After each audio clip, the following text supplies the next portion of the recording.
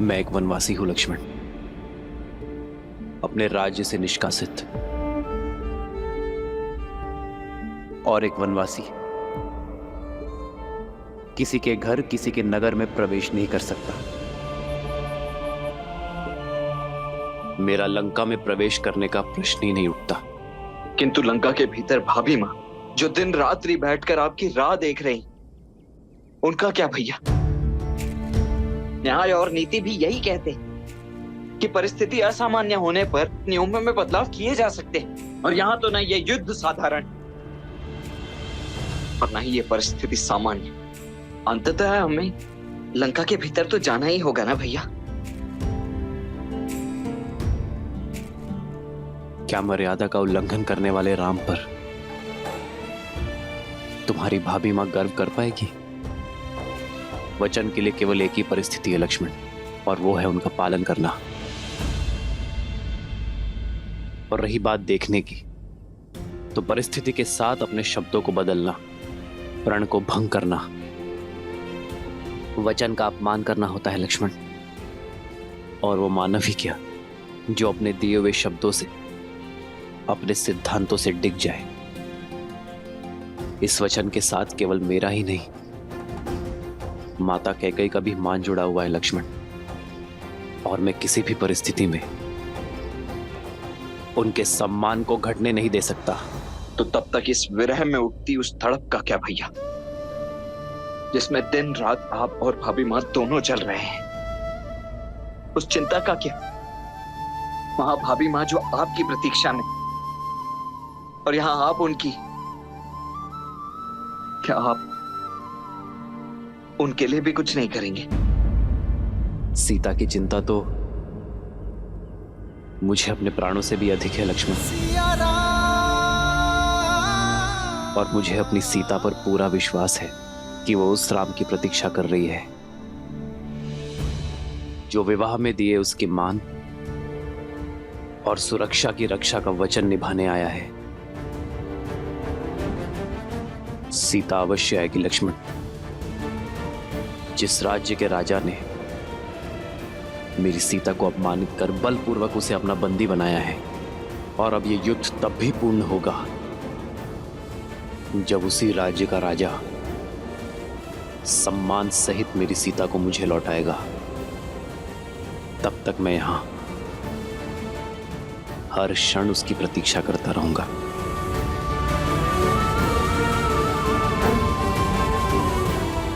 सीता लंका में बंदी बनकर आई थी, किंतु बाहर एक रानी बनकर आएगी।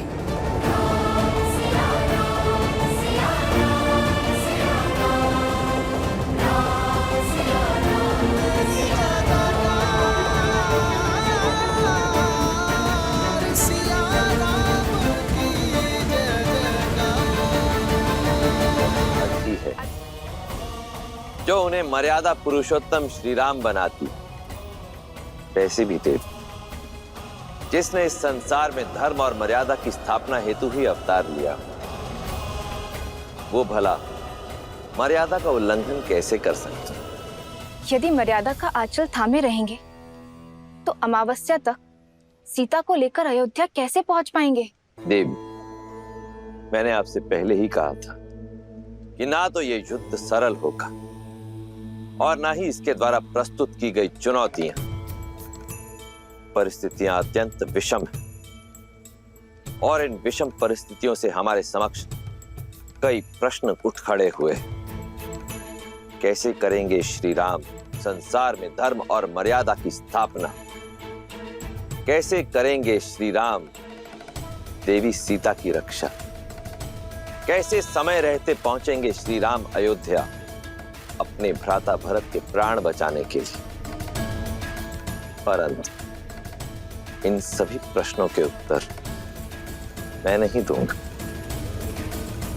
इन सभी प्रश्नों के उत्तर देंगे श्री हरि विष्णु के मनुष्य अवतार मर्यादा पुरुषोत्तम श्री राम।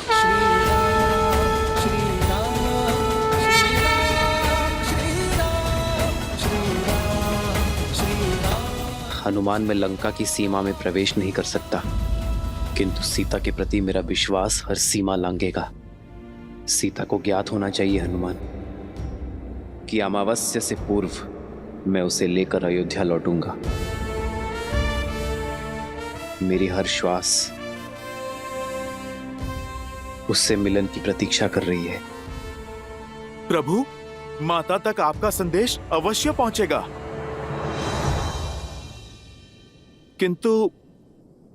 किंतु कैसे प्रभु? एक बार लंका को स्वाहा कर चुके हनुमान को कौन रोक रहा है? जाओ हनुमान, और भस्म कर दो अन्याय और पाप की सत्ता को, और प्रज्वलित करो न्याय और भक्ति की अग्नि को। मूलतो ब्रह्म रूपाय मध्यतो शक्ति रूपिणे अग्रतो शिव रूपाय वृक्षराजाय ते नमः। मूलतो ब्रह्म रूपाय मध्यतो शक्ति रूपिणे अग्रतो शिव रूपाय वृक्षराजाय ते नमः।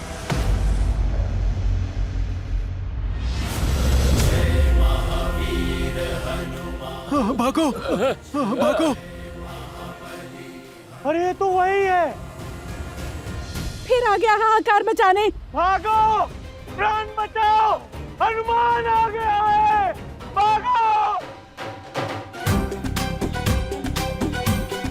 अरे डरो मत, वानर हूँ, राक्षस नहीं। तुम लोगों ने पहले भी तो बांधा था मुझे।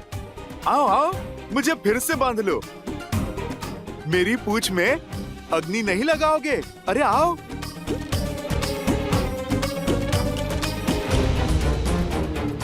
आओ आओ आओ ना, लगाओ अग्नि।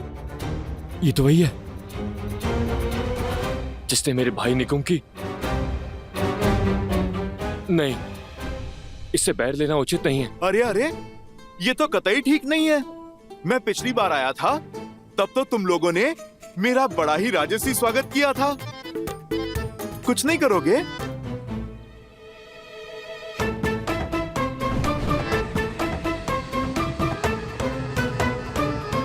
अरे भाई, विलंब किस बात का? पकड़ो मेरी पूंछ। अरे बढ़ाओ हाथ और लगाओ अग्नि। बढ़ाओ बढ़ाओ। ए, तू जाना, तू जाना, तू जा, तू जा। अरे भाई, ये तो बुरी बात है ना। मैं मित्र बनकर बात कर रहा हूँ, तुम प्रहार करने आगे बढ़ रहे हो।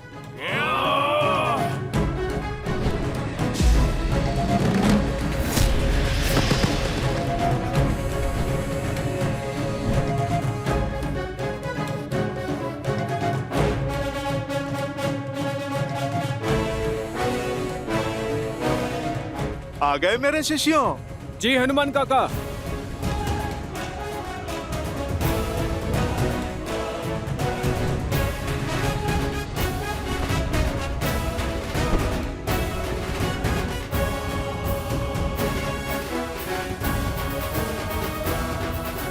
अरे, तुम तो बड़े विचित्र हो। पिछली बार अग्नि लगा रहे थे, अब अग्नि को ही मुझसे बचा रहे हो। भागो, भागो, भागो। चलो, अब दीप प्रज्वलित हुआ। अब कार्यक्रम आरंभ करते हैं।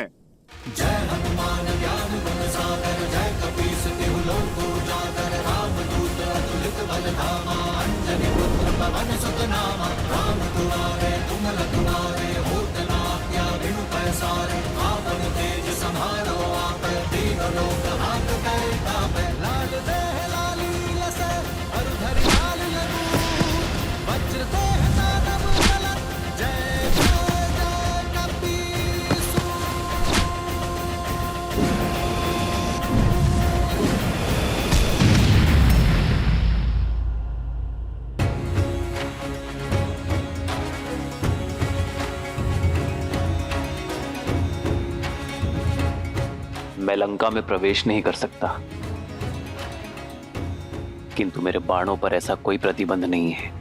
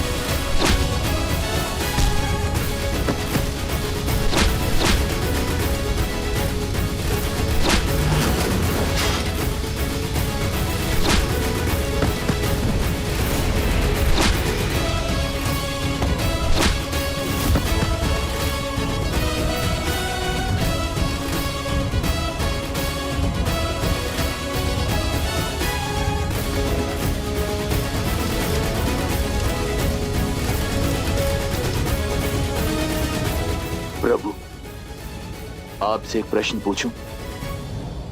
मुझे आप पर पूर्ण विश्वास है, किंतु एक बार लंका जल चुकी है, पुनः जलाने से क्या लाभ होगा? मेरा अर्थ है, इस निर्णय के पीछे अवश्य ही कोई गहरा कारण होगा, कोई युक्ति होगी। मैं आपकी जिज्ञासा शांत तो कर दूंगा विभीषण, किंतु मेरे निर्णय का कारण आपके दुख का कारण हो सकता है। क्या आप अब भी जानना चाहते हैं? क्या कहा तुमने? एक बार फिर जी मरकट हर सीमा लांघ रहे हैं।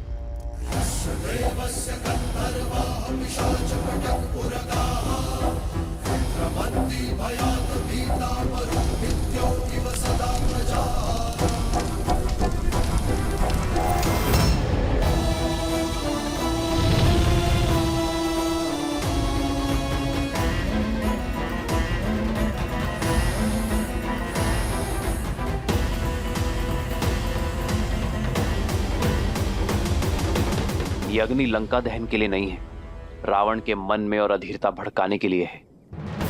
जब व्यक्ति अधीर हो जाता है तो उसके विवेक पर विकार हावी हो जाता है, उसके सोचने की शक्ति क्षीण हो जाती है, और मैं चाहता हूं रावण इस युद्ध की सबसे बड़ी भूल करे, शीघ्र अतिशीघ्र करे।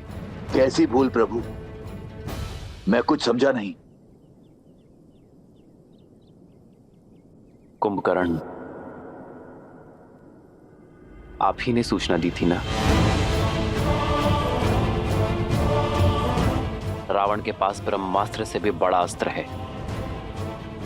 कुंभकर्ण, जो अभी निद्रा में है, यदि वो 2 दिन तक और सोता रहा, अपनी निद्रा पूर्ण कर ली, तो उसे मिले वरदान के अनुसार वो अगले 6 माह तक अजय और अमर होगा। उसे युद्ध में पराजय करना असंभव होगा विभीषण। हमारे पास इतना समय नहीं है विभीषण। रावण को इस बात का ज्ञात है, इसीलिए वो 2 दिन बीतने की प्रतीक्षा कर रहा है, हमें व्यस्त करने का प्रयास कर रहा है, किंतु मैं ये होने नहीं दूंगा। मेरी ये युक्ति रावण के धैर्य का बांध तोड़ उसे अधीर बनाकर कुंभकर्ण को जगाने के लिए विवश कर देगी। विभीषण, मैं जानता हूं आपके भाई के लिए आपका हृदय विचलित है, किंतु यह संहार आवश्यक है धर्म की स्थापना के लिए। लंका के द्वार से राम, लक्ष्मण और उनकी सेना आक्रमण कर रही है। लंका के भीतर ये वानर उत्पात मचा रहे हैं। हमारी सेना दोहरे आक्रमण के लिए सज्ज नहीं। समस्या विकराल है महाराज। शीघ्र, अतिशीघ्र समाधान खोजना होगा। समाधान एक ही है महाराज, युवराज इंद्रजीत। और वो देवी निकुंभला के अनुष्ठान में लगा है। उसका अनुष्ठान कहां तक पहुंचा? अभी वो वट वृक्ष की पूजा संपन्न कर रहे हैं। उसके पश्चात ही युवराज निकुंभला देवी की पूजा आरंभ करेंगे महाराज। ब्रह्मदेव, इस वट वृक्ष की पूजा संपन्न हुई। अब आपके दिए वरदान के अनुसार मैं देवी निकुंभिला का आवाहन करने हेतु सज्ज हूं। अपने आशीर्वाद के फलीभूत होने का आशीर्वाद दीजिए ब्रह्मदेव, क्योंकि निकुंभिला देवी की पूजा संपन्न होने के पश्चात इस समस्त संसार में मुझे कोई पराजित नहीं कर पाएगा। अजय हो जाऊंगा मैं सदा सदा के लिए। अग्रतो शिव रूपाय वृक्षराजाय ते नमः।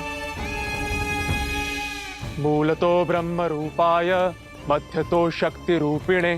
अग्रतः शिव रूपाय वृक्षराजाय ते नमः।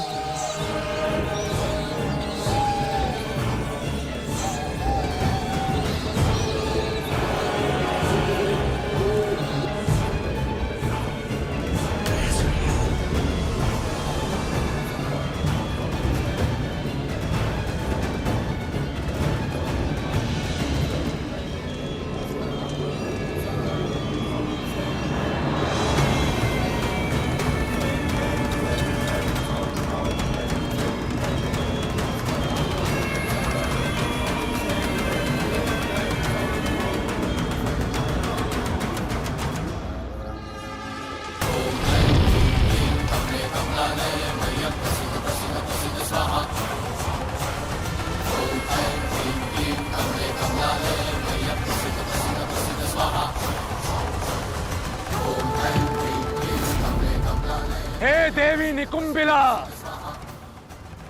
मैं दशानन रावण पुत्र इंद्रजीत आपका आवाहन करता हूं। आपसे अजय रथ और शक्ति अस्त्र मांगता हूं और यह आशीर्वाद चाहता हूं कि आपके शक्ति अस्त्र से मैं उन वनवासियों के जीवन का अंत स्वयं अपने हाथों से लिख सकूं। समस्त लंका की आस और मेरे पिता का विश्वास केवल मुझ पर टिका हुआ है और मेरी आस और मेरा विश्वास आपके आशीर्वाद पर, मेरे अजय होने के वरदान पर। इसलिए अब जब तक मेरी मनोकामना पूर्ण नहीं हो जाती, मुझे वो अजय रथ और शक्ति अस्त्र प्राप्त नहीं हो जाता, मैं अपना रथ आपको समर्पित करता रहूंगा। जब तक मेरे शरीर में बहते रक्त की अंतिम बूंद समाप्त नहीं हो जाती, मैं आपकी पूजा आराधना करता रहूंगा। ओम निकुंबलाय नमः, ओम निकुंबलाय नमः, ओम ह्रीम झूम सा, ओम भूर्भुवः स्वाहा।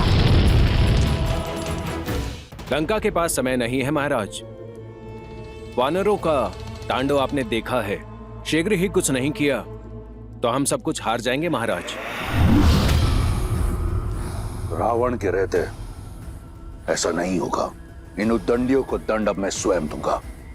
नहीं महाराज, पिताश्री कुंभकर्ण, युवराज इंद्रजीत और मेरे होते हुए आपको रणभूमि में जाने की कोई आवश्यकता नहीं। तुम्हारे पिता की निद्रा टूटने में कितना समय शेष है? 2 दिन महाराज। यदि कुंभकर्ण को समय से पहले उठाया, ना तो वो अजय रहेंगे और ना ही अमर। युवराज को बुलाने के अतिरिक्त और कोई विकल्प नहीं महाराज। हाँ महाराज, हमें युवराज इंद्रजीत को वापस बुला लेना चाहिए। अब वो ही हैं जो इन नर और वानरों की सेना से इस लंका को बचा सकते हैं।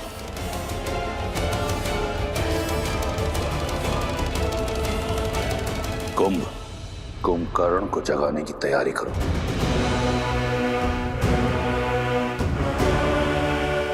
एक बार सोच लीजिए महाराज, यदि पिताश्री को अभी उठाया तो अगले 6 माह तक अपना अमृतत्व खो देंगे।